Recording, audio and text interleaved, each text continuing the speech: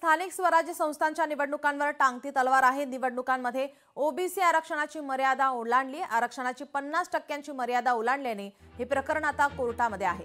OBC आरक्षणाच्या मुद्द्यावर आज सुप्रीम कोर्टात सुनावणी होणार आहे। स्थानिक स्वराज्य संस्थांच्या निवडणुकांवर टांगती तलवार। राज्यातील स्थानिक स्वराज्य संस्थांच्या निवडणुकीच्या दृष्टीने अत्यंत कळीचा ठरलेल्या ओबीसी आरक्षणाच्या मुद्द्यावर सर्वोच्च न्यायालयात महत्त्वपूर्ण सुनावणी पार पडणार आहे। या निवडणुकांमध्ये ओबीसी आरक्षणाची 50% घटनात्मक मर्यादा ओलांडल्याने हे प्रकरण सुप्रीम कोर्टात गेलं आहे। आपल्या प्रतिनिधी भाग्यश्री प्रधान आचार्य आपल्यासोबत फोन लाईनवरून जोडल्यात। भाग्यश्री, काय अधिकची माहिती? नक्कीच राज्यात सध्या 246 नगरपालिका आणि 42 नगरपंचायतींच्या निवडणुकांची रणधुमाळी सुरू आहे आणि अशातच 50% आरक्षणांची मर्यादा ओलांडल्याने सुप्रीम कोर्टामध्ये काही याचिका ज्या आहेत त्या देखील दाखल करण्यात आलेल्या आहेत।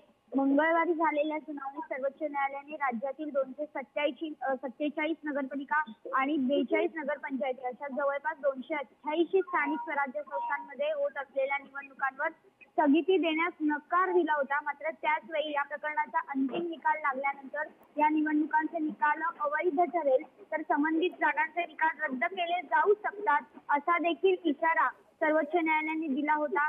ज्या 57 नगरपालिका नगरपंचायतींमध्ये आरक्षणाची मर्यादा 50%च्या पुढे गेली आहे त्याचा तपशीलही सादर करण्याचे आदेश न्यायालयाने राज्य निवडणूक आयोगास दिले होते। या पार्श्वभूमीवर आजची ही सुनावणी महत्त्वपूर्ण ठरणार आहे।